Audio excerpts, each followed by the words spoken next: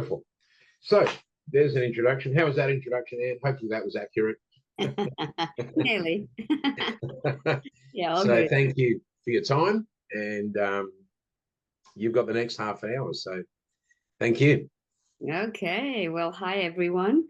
Um, Chaplains are amongst my favorite people in the whole world. And so it's lovely to meet you all. And I would have loved to have time to hear all your journeys. But anyway, I'll share a bit of mine, and we might have a few moments left at the end for questions as well. So I'm following a bit of a run sheet that Jeremy gave to me. And thanks for having me, Jeremy. We do go back a long way, and we'll continue to do so. So Jeremy said, my name's Anne. The surname is Iuliano. That's my husband's Italian heritage. I've been a minister for 43 years, which is a long time, and a chaplain for 25 years. So it's been a long time on this journey, and I just love chaplaincy. So Jeremy's told you the different fields I'm with, and I'll maybe unpack them a little bit more with you as I go along. But with the DRCN, that's been 23 years. That was with Chaplaincy Australia. The DRCN is 15 years, and with the ambulance, it's been 8 years.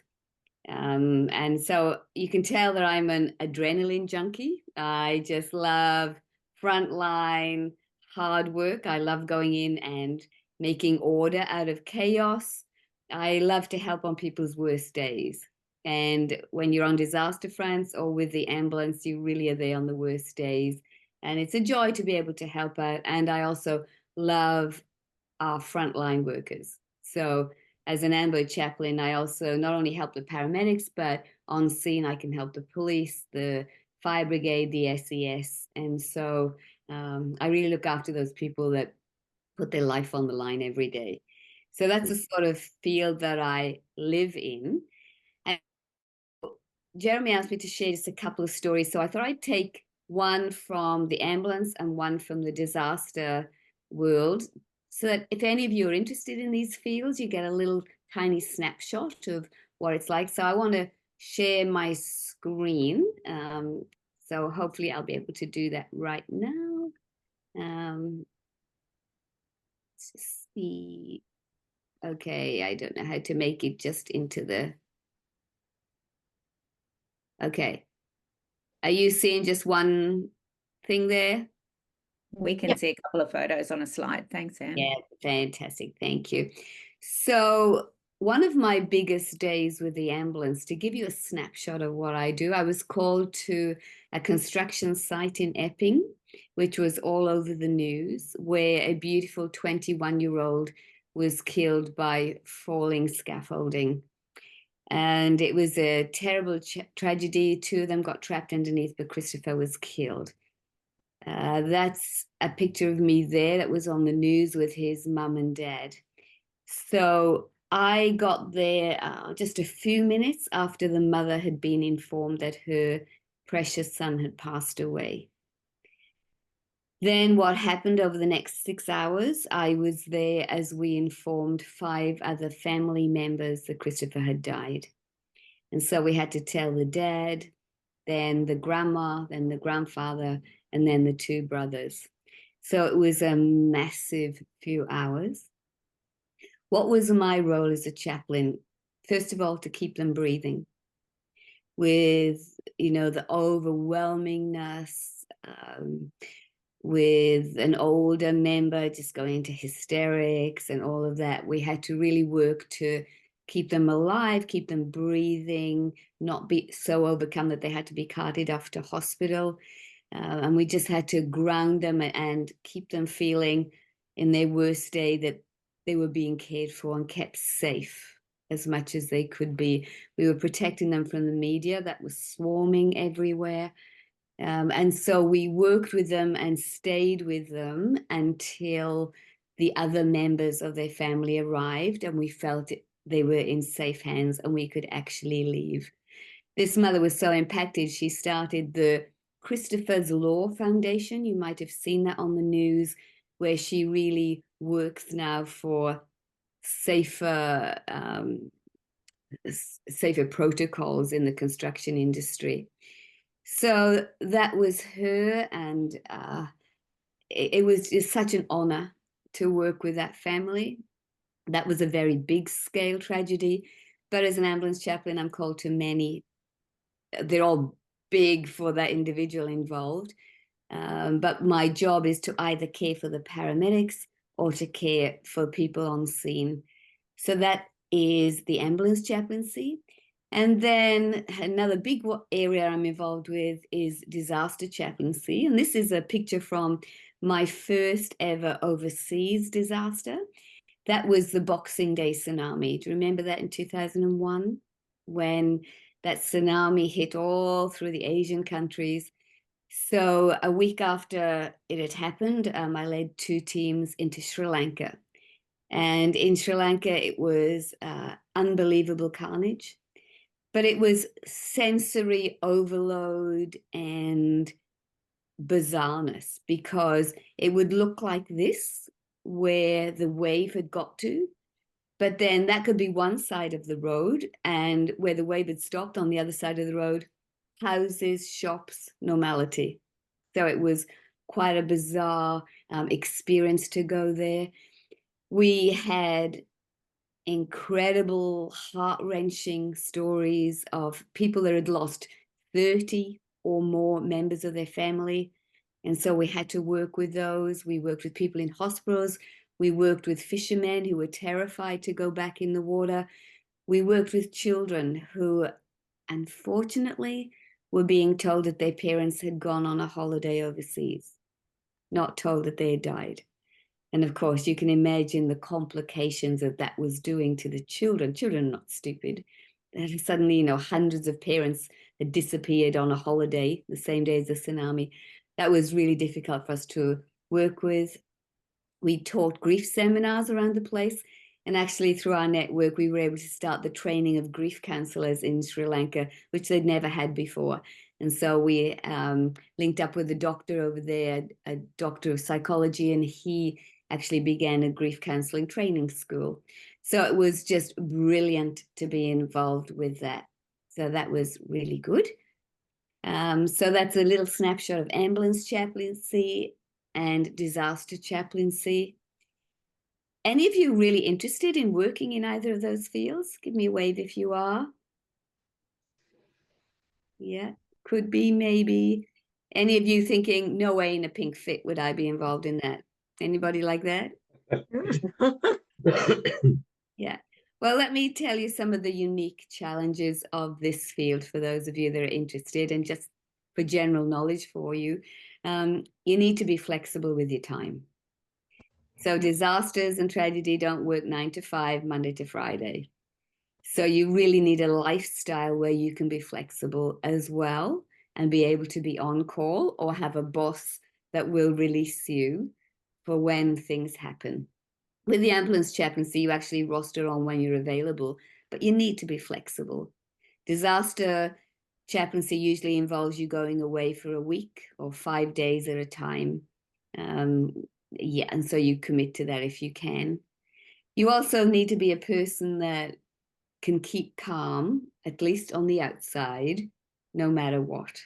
So I call us the ducks, which is we can be really calm on the outside by paddling like mad underneath. But as long as we come across as calm presence in that awful situation, that's what is needed. And if you think of paramedics, how many of you have ever seen a paramedic run? Yeah. Really? I hope that was in America, Neil, because in Australia, they are not allowed to run. They're only allowed to... It was in the Middle East. Oh, okay. Yes. They're probably running from something really nasty. But in Australia, unless your life is in danger, you are not allowed to run. And they speak calm and controlled.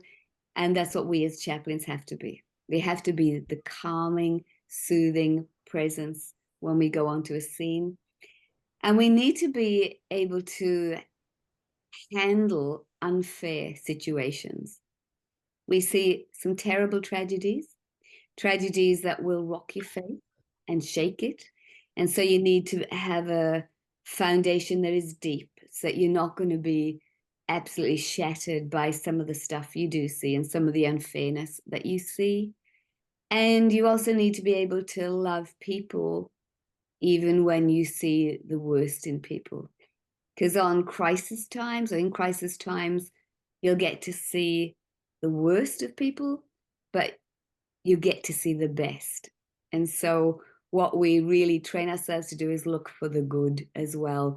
And usually the good will certainly outweigh the bad that we can see in some of these areas.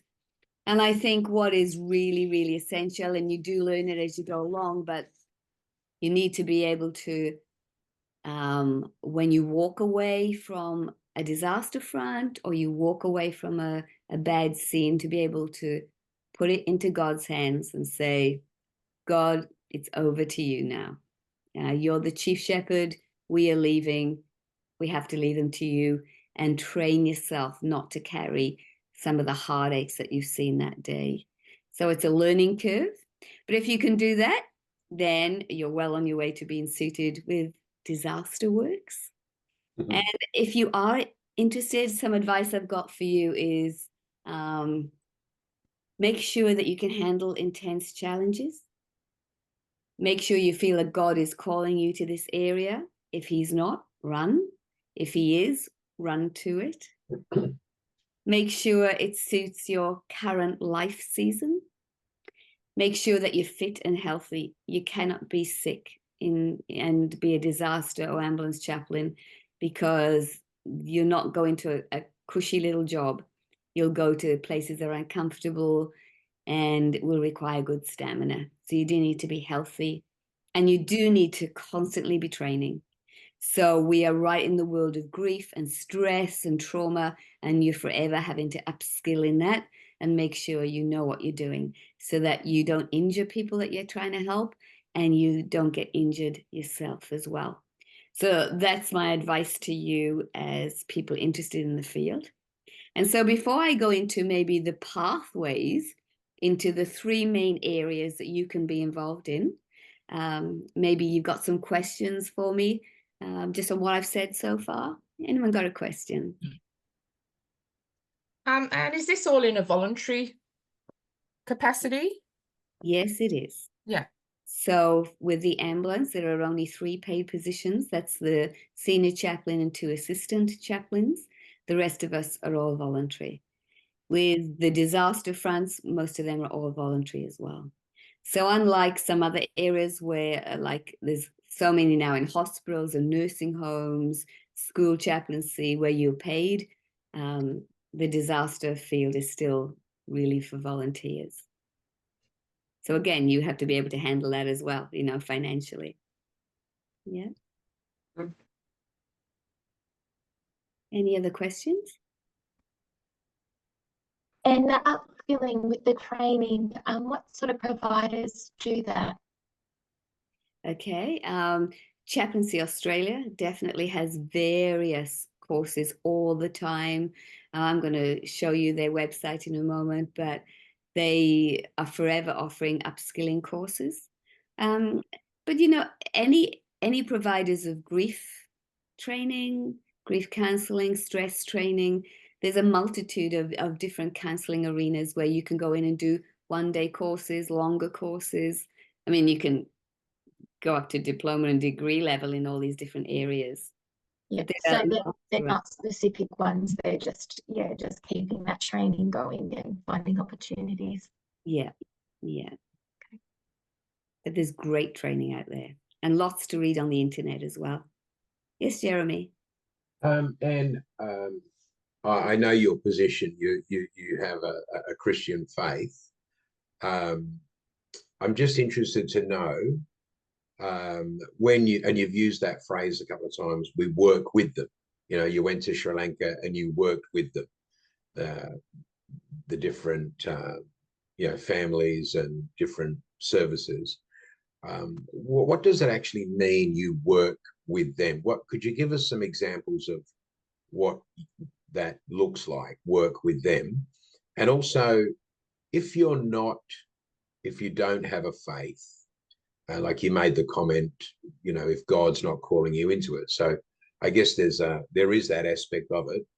if you have a faith, you might feel called into it. But if you don't have a faith, then is there still the opportunities in that disaster space?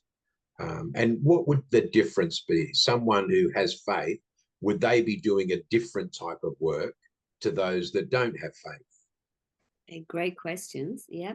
When I go through the three providers, you'll see the ones where it's multi-faith. Two of them multi-faith and one is not. So originally the name chaplain is belong to people that carry the faith mantle. So that's where it originally comes from. So the majority of chaplains have some sort of faith, some sort of religious background. Very occasionally we come across people that have no faith. That is probably the minority in chaplains because they usually go into some sort of counseling realm where they don't have to have the name chaplain. But people with no faith, certainly they can go in and then they're more like counselors. What we do have to do is offer hope and be trained up well so that when we go into different areas of chaplaincy, we know what we're doing and can give people hope, the guidance, what they need, or just to be there. And we've learned the skills of listening, effective communication, helping people think through where they're at. But a chaplain is not a counselor. A chaplain doesn't do long-term work with them mostly. A chaplain is there to help right here and now, and whatever that person is needing, we're there to help. Whether it's a listening ear, helping them explore their options, helping them just breathe through the next moment, or building relationship and then exploring whatever their issues are and passing on to people who are more professional in that area. So for example, if I come across people with, or like parents with problems with their children, I'm a great ear to listen. And then after a while I say, okay, now where can we look so you can get more help in this? And then refer on to the professionals as needed. When I talk about working with them, I'm meaning the clients that we work with. And it's everybody, people of every faith under the sun and people who declare they have no faith. And so we have to be able to use our tools to help people, no matter where they're coming from, what background, help them right where they're at the best way we can and refer on when needed. Okay, cool. So how about if I show you 3 of the different areas and you can see if any of these interest you. So let me go back. I better just hold on a second and I'll go on to this one. Okay.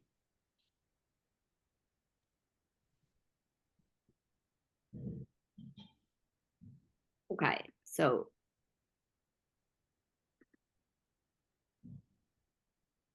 okay, so you can see the Chaplaincy Australia screen? Yep. So there you've got the website that you can go exploring. Okay, that is me actually after Cyclone Yasi up in Queensland several years ago, where that was quite amazing to see the devastation caused there. So Chaplaincy Australia is actually a Christian-based network. It belongs to the Australian Christian churches, but they recognize other Christian denominations as well. So if you're part of a different Christian denomination, you do get recognized as a chaplain or someone that's able to come in and partner with us. They accept people with some basic training to right through to advanced training, but you have to be willing to continue with your training. You have to have professional development. So they offer regular professional development days, and they're brilliant days. Good deal for members, but anyone can do that training. It's just brilliant. To belong to this network, you have to belong to a local church or be endorsed by a local minister. But it is a national network. It's right around the country in every state, and it has many employment opportunities, and a lot of them are paid. And as soon as vacancies come up in the chaplaincy world, they'll contact Chaplaincy Australia and we send out the positions. And so we have a lot of people helping. Chaplaincy Australia is a help in disasters, but not the first port of call. So I'm going to talk about that first port of call next. The DRCN is the first port of call called in by the government. And then often when they leave, Chaplaincy Australia will come in and take over from their work, because we have people that can do longer term work there. But often we will partner with other agencies and go in as the second response team to disasters. So that's Chaplaincy Australia. I'd advise you to go on the website, take a screenshot of that, have a look at what's available, have a look at the training. They partner with a college called Alpha Crucis and get a lot of training there.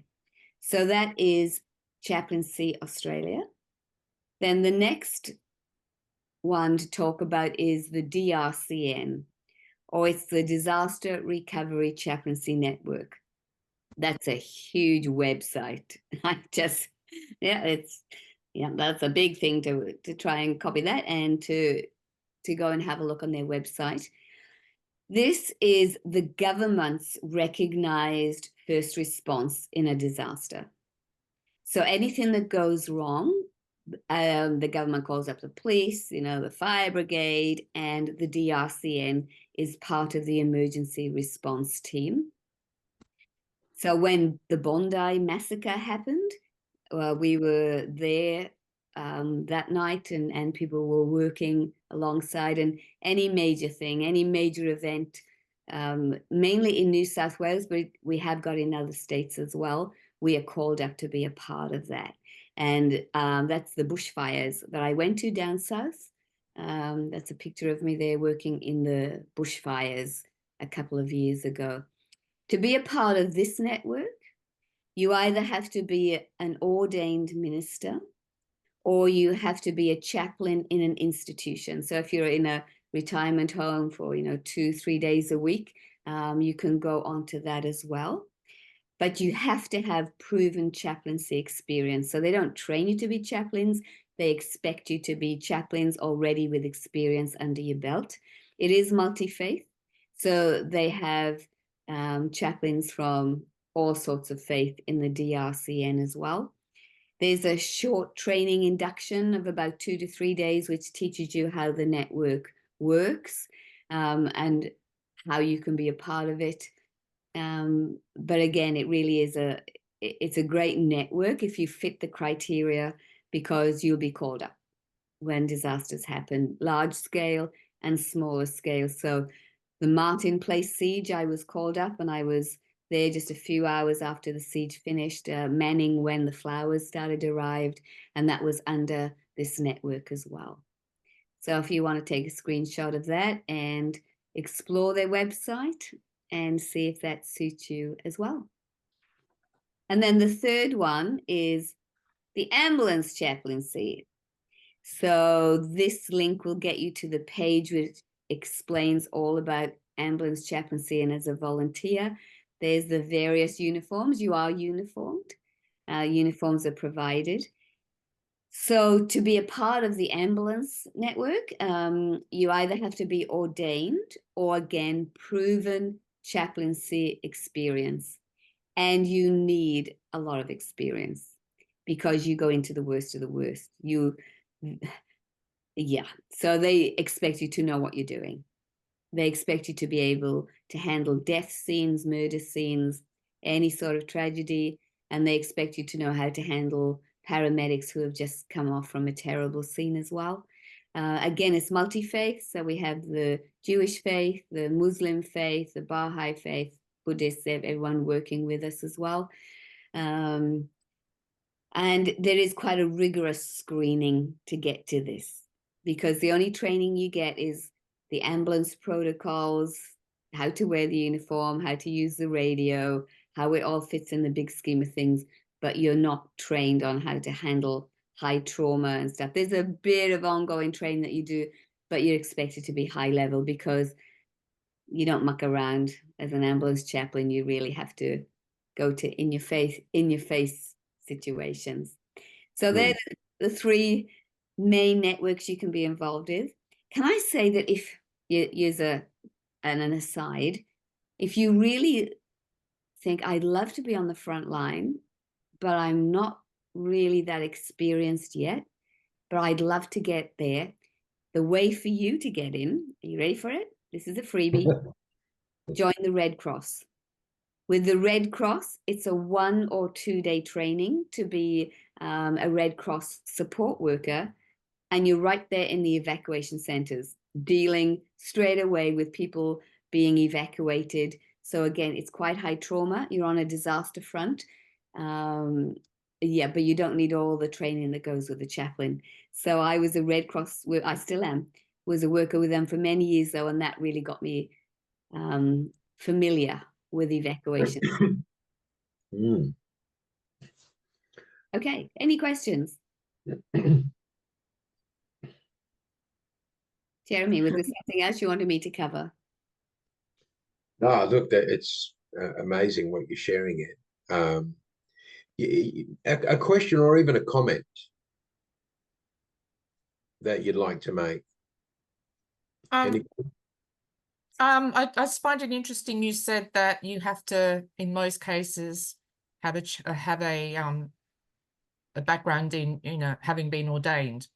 So obviously this course is nothing about ordination. So I'm just making a comment, really. I suppose I'm not asking a question.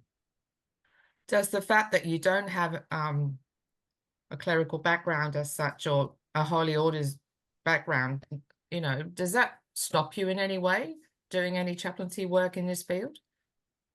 The DRC, and if you've gone into like a nursing home, and you don't need to be ordained to be in a nursing home or some of the school chaplaincy. So there are areas of chaplaincy you don't need to be ordained. So if you're in them and working in them, then you can come across into some of these networks. Remembering that these networks, I'm talking about high-level chaplaincy. When you're on disaster fronts and the ambulance or the police or something like that, you need some experience under your belt. Yeah. And so it's easier to start off in areas where you're not needing a high level. I started off in the hospitals, in the Royal North Shore Hospital. A lot of people in the pathway, they're in retirement homes. And then you can join in the networks through that experience that you've had. So yeah, there's a lot of people not ordained. But you either have to be ordained or you have to be a proven chaplain for quite a while. Have a church affiliation as well, perhaps. Yes. Yeah. Okay. Yeah. So the Help me- easiest one to get in, the easiest one probably to get in is Chaplaincy Australia. Then after that comes the DRCN, and then after that comes the ambulance. And the ambulance is probably the toughest. Catherine, did you have Catherine Haters? Yeah. Yeah, I just wanted to say thank you for your chaplaincy and what you've given people throughout your time and your career in the field with people who need help. So thank you so much. It's definitely a case of you. I can't, just thank you. Thank you so much for what you give. That's very kind. Thank you. Can I say I love it? I absolutely love it. For me to think of some areas of chaplaincy, I would be so bored and so unsuited. So you have to find your area and where your giftings are. But I just love it, and it fulfills me. But thank you, Catherine. I know it's not everyone's cup of tea, just as like prisons is not everyone's cup of tea, not mine. I do not lock me in a 4 walls. Thank you very much. But throw me on a disaster front where I'm at the edge of a flood or edge of a bushfire or hanging off a helicopter. I love that. Yeah. Hattis. I'm in WA. I was just wondering if you have any connections or any connection with the organizations here. Yeah, well, Chaplaincy Australia is in WA. So if you go on the Chaplaincy Australia website and go to WA, you'll see it. We've got a big network over there and great training over there. Is it possible to find like positions or anything that you, even if you're not a Christian, sort of not join any church? In chaplaincy, some would probably let you, yeah, absolutely. You just have to go exploring the different options that are offered and then see what they're asking for. But school chaplaincy, definitely. Again, it would depend on the working body, because you usually have to join a network of something like a sports chaplaincy network or a school organization that gets you in, and depending on their requirements, that's what you go in as. Yeah. Okay, thank you. I have a question, Anne. I just want to jump back to where you talked about upskilling. The students are about to do a grief and loss unit, and I just thought you mentioned there that if you don't keep up with the skill set that you need to sit alongside people, you can hurt yourself and hurt others. And I wondered if you could just flesh that out a little bit. What does that look like? To hurt even ourselves first and then also hurt others if we're not got that correct training. Sure. When people are in grief, they're at their most vulnerable. I don't know your stories, but you would know when you actually enter a crisis, you've just been told bad news, you are incredibly vulnerable. I almost feel like it's like you become naked. It's just total vulnerability. If people come in and say stupid things, which untrained people do, it can be so harmful. People can say things like, get over it, or it's not that bad, or they do not validate where you're at with that crisis. And so we can say and do things that really hurt people in grief. By doing our training, we will learn how to handle people in grief well, so that they will be so grateful that we were in their lives. And often that's not even saying much. It's just being there and being that steady presence, the calming presence for them in those worst moments, even helping them breathe to get through the first few hours. And when we do that, they will just be so grateful. So we do have to be careful in how we handle our clients and making sure they're getting the best practice from us. For us, we can be damaged if we don't learn how to let go of the stuff we've seen, the stuff we've heard. If we don't learn how to deal with accumulative grief, because if you're dealing with client after client who is in sorrow and stress and you're picking it up, because it's impossible to go into a grief situation and not pick something up. So you've got to learn your self-care, and I'm sure you'll learn this in the course. You've got to learn self-care of what do I do with the feelings I've picked up. If you do it well, you can be like me and have done it for donkey's years and still be sane. But you'll also meet people that haven't learned how to do it, and they go into burnout. They snap. They become jaded and burnt out. And so we have to learn how to handle what we hear and see. And the more intense your chaplaincy is, the more risk there is of being injured. Now, in saying that, all these networks, we all have care of each other. And so you will be debriefed. You will have follow-up. People will make sure you're okay. But you basically still have to have the training so that if I'm not sleeping well, I'm not eating well, I'm having flashbacks and I'm not dealing with it, you reach out for help and you have supervision. Supervision is essential for a chaplain. Fantastic. Well, Anne, I think all of us would agree with the sentiments of Catherine and say thank you. Thank you for coming on tonight, but also thank you for many years of caring and supporting people, like you said, in those very challenging situations.